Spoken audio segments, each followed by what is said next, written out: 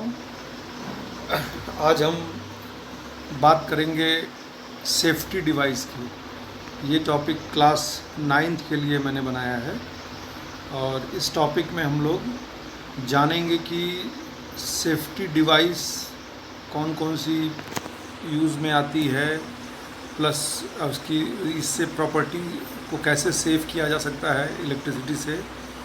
इसके बाद में और तमाम भी इससे रिलेटेड टर्म्स होंगे, उसके बारे में डिस्कस करेंगे। तो हम लोग शुरू करते हैं आज। तो पहले हम अपने माइंड जो एक्टिविटी में हम एक कुछ पिक्चर आपको दिखा रहे हैं। इस पिक्चर के बारे में आपको अपनी नोटबुक में लिखना है। अगर आप इस पिक्चर में जो भी चीज़ दिख रही है आपको, अगर इसके बारे में जानते हैं तो उसका नाम लिख करके अपने नोटबुक में नोट करिएगा कि किस पर्पज़ के लिए यूज़ में आती है। जैसे 4 पिक्चर मैं इसमें शो किया हूँ, तो मुझे लगता है सारी पिक्चरें आप लोग कहीं ना कहीं देखे ज़रूर होंगे, इस डिवाइस को भी देखे होंगे। तो ये जो भी ऑब्जेक्ट दिख रहा है इसके बारे में लिखना है, इसका नाम क्या है, कहाँ इसको यूज़ किया जाता है, आपने कहाँ देखा है, इस तरह की बातें इसमें आप लिख सकते हैं। चलिए आगे शुरू करते हैं हम लोग अपना टॉपिक। पहले हम लोग बात करेंगे हैज़ार्ड्स की। Hazards, electrical hazards are recorded in the 1000 number of per year. Therefore it is essential to stay away from the electrical hazards. Several factors lead to electricity hazards. That factors are described below. Faulty wire, loose wire, frayed wire, naked wires poses the several serves health risk. The best way to avoid risk, inform everyone about its and never try to deal if one is not legally authorized. देखिए, सबसे पहले hazards को समझिए आप।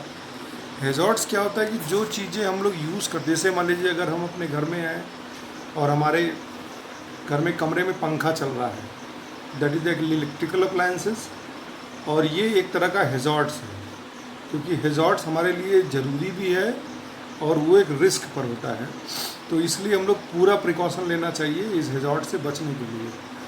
तो घर में हमारे कहीं भी कोई ऐसी चीज़ जिसका हम यूज़ कर रहे हैं और हमारे लिए ज़रूरी भी है, लेकिन वो किसी न किसी एक्सीडेंट का काज हो सकता है, वो दैट इज़ द हैज़ार्ड्स। आप ये समझिए, अगर हम लोग जैसे क्लासरूम में बच्चों से बात करते हैं, बच्चे अगर डेस्क बेंच पर बैठे हैं, टीचर्स की चेयर टेबल होती है, बच्चा दौड़ रहा है, अपने डेस्क बेंच से लड़ करके चोट लग सकती है उसको, that is also hazards. Hazards वो चीज़ें होती हैं जिससे हमको नुकसान हो सकता है, लेकिन वो हमारे लिए ज़रूरी भी है। तो उसको हम लोग प्रॉपर हैंडलिंग सही हो, दैट इज़ वो मतलब इलेक्ट्रिकल का या नॉर्मल लाइफ में इसकी सेफ्टी के बारे में बताता है। तो इलेक्ट्रिकल हैज़ार्ड्स में पहले फॉल्टी वायर, अगर आपको तार कहीं दिख रहा है फॉल्टी है, यूज़ में है, तो आप तुरंत उसको इन्फॉर्म करेंगे कंसर्न पर्सन को जो उसको ठीक करा सकता है। अपने घर में है तो गार्जियन को, खुद उसको ठीक नहीं करना है, ये लीगली अनऑथराइज्ड है, मतलब अथराइज नहीं है ये। Improper use of equipments, practising a safety approach using the electrical equipment is imperative if the person is not permitted and trained use the particular electrical device they should not avoid using it. Improper use of equipment, आपको किसी equipment के बारे में नहीं पता अगर है तो उसको नहीं यूज़ करना है, या किसी इक्विपमेंट को ट्रेनिंग के बाद यूज़ किया जाना चाहिए तो उसको आपको इस तरह से यूज़ करना होगा। ओवर यूज़ आउटलेट्स, किसी भी इक्विपमेंट को अगर आप ज़्यादा देर तक यूज़ करेंगे तो भी वो एक काज हो सकता है हैज़ार्ड्स का। जैसे कोई भी डिवाइस है, अगर उसमें स्पार्किंग है, हीट हो रहा है, तो उसको बंद कर देना चाहिए, मतलब ये एक कारण हो सकता है हैज़ार्ड्स का।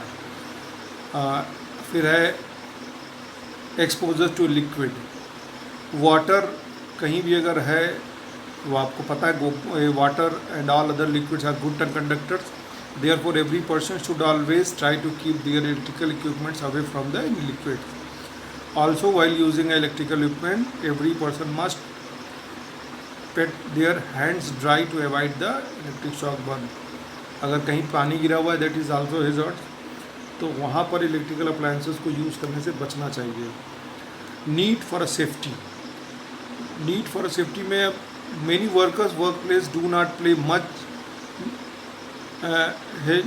head towards electrical hazards. Some things that electrical related incident are the part of life, and some even believes that the accident can never happen to them. That makes worse is that some workers think that health risk is a part of our job.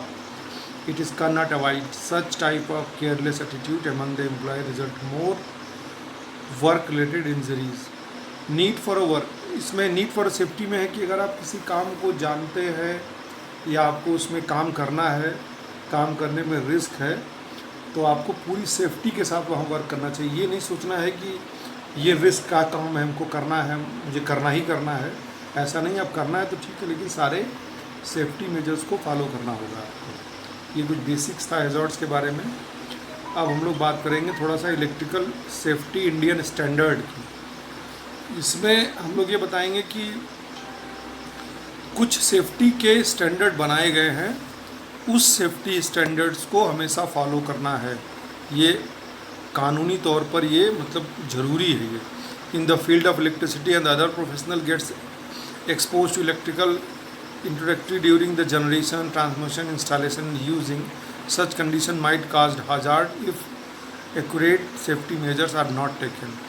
To promote the safety and right use of equipment, there are certain rule regulation formed by the Bureau of Indian Standard (BIS).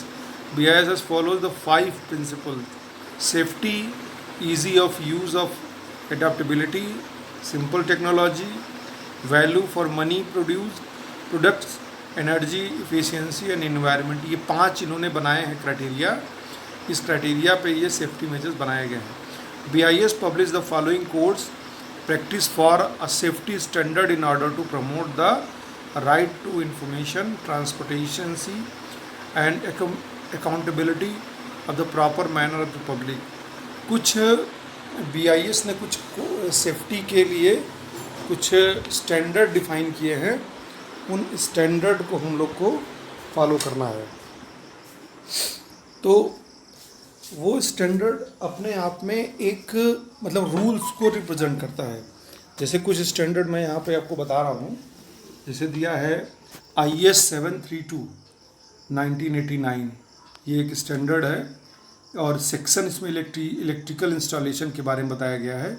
Design of installation, selection of election of equipment, inspection, testing and wiring system. तो ये standard है IS 732. ये पूरे इस electrical installation के लिए एक rule बनाया गया है कि इलेक्ट्रिकल इंस्टॉलेशन करते समय किन किन सावधानियों को आपको लेके चलना है. सारा स्टैंडर्ड्स में दिया है.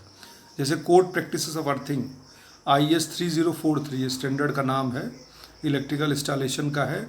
इसमें है design, installation, calculation of earthing system, lightning arrester for the current system. इसके लिए भी स्टैंडर्ड बना हुआ है. तो इस तरह से हर एक फील्ड के लिए स्टैंडर्ड बना हुआ है. तो कुछ हम जनरल रिक्वायरमेंट के लिए जो कुछ स्टैंडर्ड बड़े मैं आपको बताता हूँ. स्टैंडर्ड तो बहुत सारे हैं, लेकिन हमारे टॉपिक से जो है कुछ हम बताना चाहिए. जैसे IS 900 installation and maintenance of the induction motor. IS 1646 fire safety of building, general electrical installation. IS 1882 outdoor installation of PA system.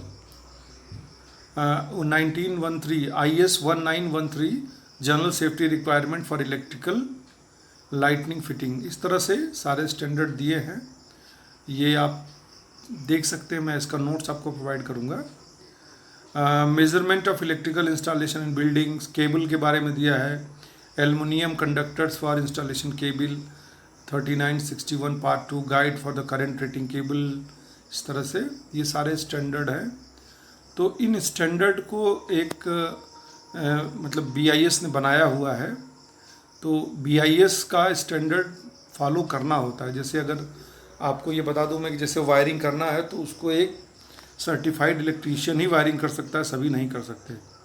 ये भी स्टैंडर्ड है. इस तरह से कई सारी चीज़ें हैं, तो आपको इसके बारे में जानना है. We will now learn about the different concept related to low voltage overload protection.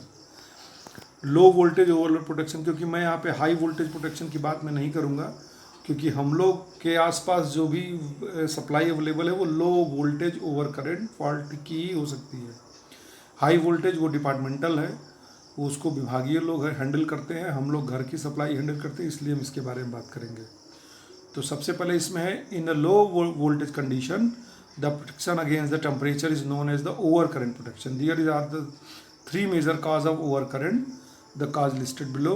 By equipment overload, अगर हमारा इक्विपमेंट ओवरलोड है, overload condition occurs when equipment is subjected to more than it rated value. मतलब अगर rated value से ज़्यादा पर इसको use किया जा रहा है तो ये कॉज हो सकता है एक्सेसिव हीट का। शॉर्ट सर्किट भी आप जानते हैं, there is any condition between the line and line to neutral conductors, it's leads short circuit. अगर लाइन से कनेक्ट हो जाए दो फेज आपस में, या लाइन सीधे न्यूट्रल से कनेक्ट हो जाए बिना लोड के, that is the cause of short circuit. Ground fault, it electrical current flow through the conductor uninstalled metals then the ground fault occurs। मतलब ऐसी चीज़ जो मतलब इंस्टॉलेशन का पार्ट नहीं है, अगर उसमें भी करंट आ रहा है, that is the ground fault. तो इस तरह से तीन फॉल्ट हो सकते हैं। इसके लिए प्रोटेक्शन, ओवरलोड प्रोटेक्शन के लिए कुछ सावधानी रख सकते हैं। The current flow in the circuit based on the demand of load, if the amount of current increase the accessing rating of electrical equipment, then the system is overloaded. The wire or cable may be not in withstand of higher current. The wire get hot and even melt in insulation. This leads to fire hazards. Therefore, overload protection necessary to avoid such incident। बता रहा है ये, अगर आपका इस तरह का ऊपर की कोई भी हैपनिंग ऐसी होती है तो ओवरलोड प्रोटेक्शन की ज़रूरत होगी। कुछ कारण और भी दिए हैं, देख लेते हैं। Cause of the overload condition, पहला है over use of extension cord, multiple plugs adapter on the same circuit, running too many appliances at the same time at the time when a more electricity is use like a electric decoration. तीन होता है, जैसे देख रहे हैं ना, अब तीन मेन दिया है। हम लोग एक्सटेंशन बोर्ड में एक साथ कई इक्विपमेंट लगा देते हैं, या आप एक साथ घर के सारे इक्विपमेंट चला दीजिए, या फिर जब इलेक्ट्रिक डेकोरेशन होता है तो उसमें लोड ज़्यादा होता है। तो ये सब काज हैं ओवरलोड के, इससे बचना। एक फिगर आपको देखिए, ये माँ से कोई एक्सटेंशन बोर्ड में इतना सारा कॉम्प्लिकेटेड नेटवर्क बना रखे हैं, तो ये एक काज हो सकता है, होगा। और इसके लिए देखिए, जब ये कभी सप्लाई से कनेक्टेड होगा तो क्या काज हो सकता है, आपको दिख रहा है ये। तो इस तरह से ये सारे काज है। Sign of low voltage overloading, देखिए कुछ जब ओवरलोडिंग होती है लो वोल्टेज में तो कुछ इसके सिम्टम्स भी आपके सामने आते हैं।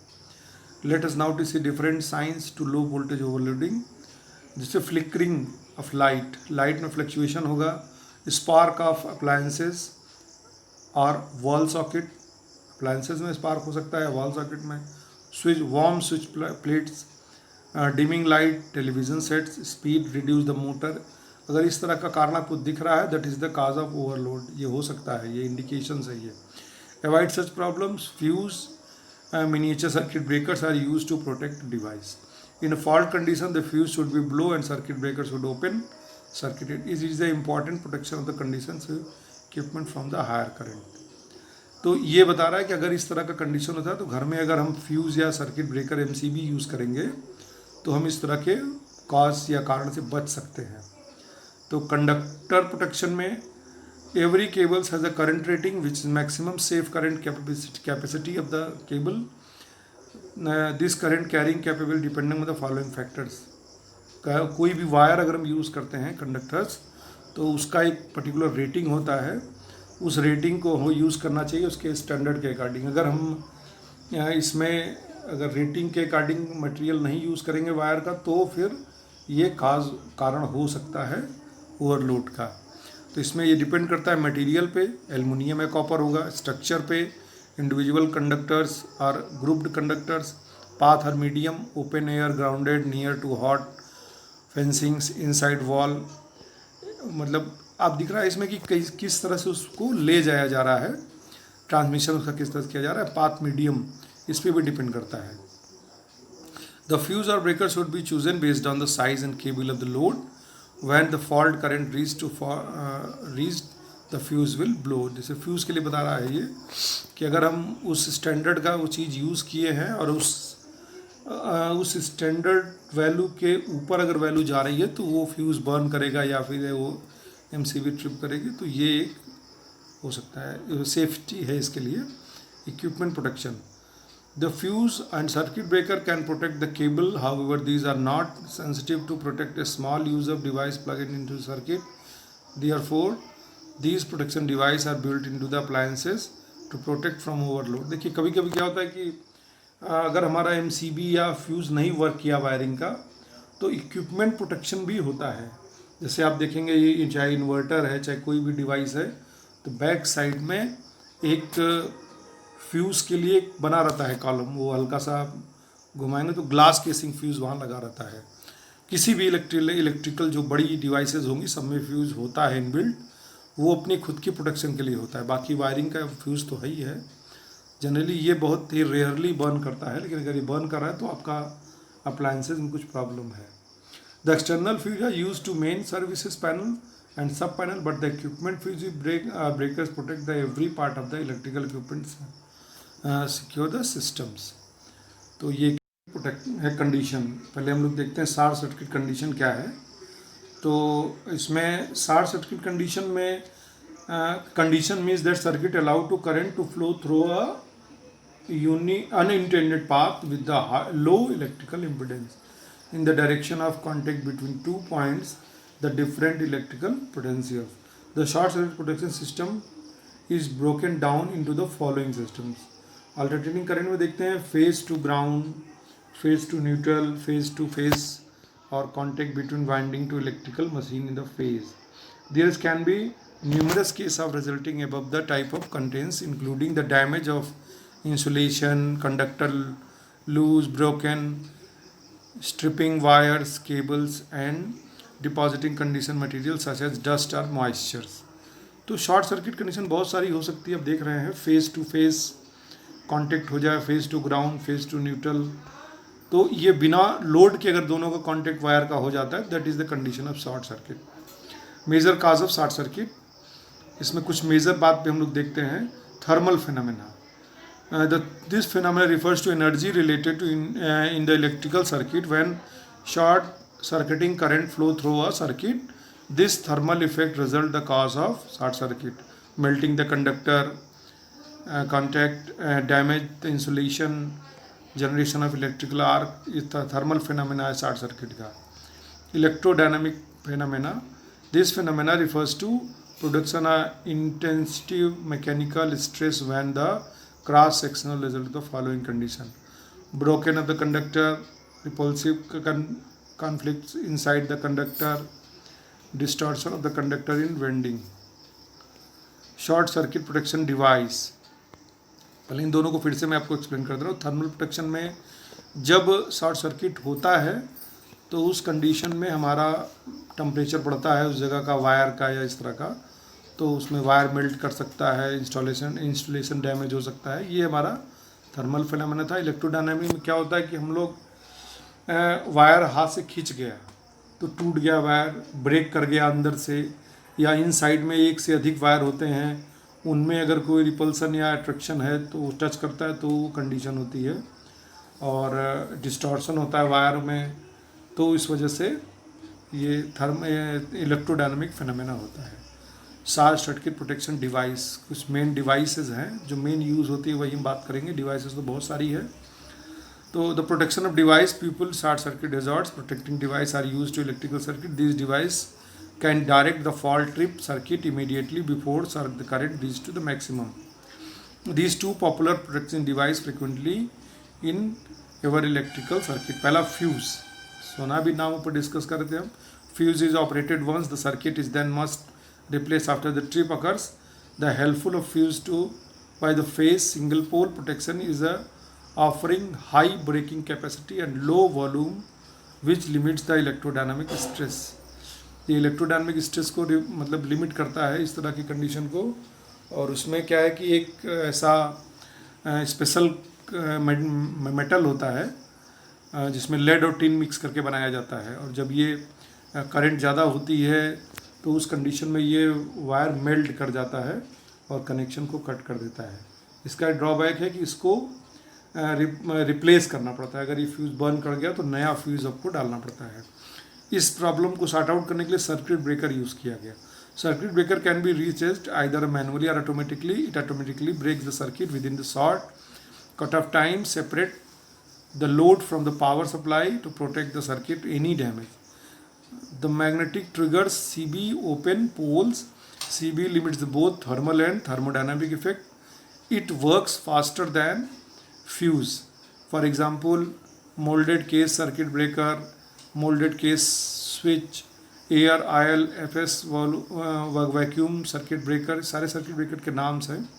इसका फंक्शन सिर्फ ये कि बिल्कुल फ्यूज़ की तरह से वर्क करता है। ये फ्यूज़ में क्या होता है कि बर्न करने के बाद में उसको बदलना पड़ता है। इसमें स्विच इसका जो है डाउन हो जाता है और फिर आप जो जिस कॉज से ये हुआ है उस कॉज को आप रिमूव करके स्विच ऊपर कर देंगे तो ये चलने लगेगा। कभी कभी ये ऑटो स्टार्ट भी होता है, depend upon the use and the cost. तो इसकी कुछ करेक्टरिस्टिक्स भी होती है शॉर्ट सर्किट प्रोटेक्शन डिवाइस की। We will now learn about the different characteristics short circuit protection device. This characteristics shown below. Breaking capacity and closing capacity. Breaking capacity में है कि उस कंडीशन पे कितनी जल्दी वो ब्रेक कर रहा है। The maximum value of estimate short circuit current then enable device to break the circuit. और दूसरा क्लोजिंग कैपेसिटी। क्लोजिंग कैपेसिटी मतलब होता है कि maximum short circuit current then enable to device to reach the related voltage specific condition called closing capacity. मतलब अगर मान लीजिए हमारा करंट अगर 10 एम्पियर तक जा करके ब्रेक होना है तो 10 एम्पियर तक उसको होल्ड करके ले जाना वहाँ तक, that is the closing capacity. उसके बाद ही ये वर्क करता है। तो दो हो गया कि पहला कितने जल्दी ब्रेक कर रहा है और उस कंडीशन तक कब तक वो होल्ड कर पा रहा है, वो दो चीज़ होती है इसमें।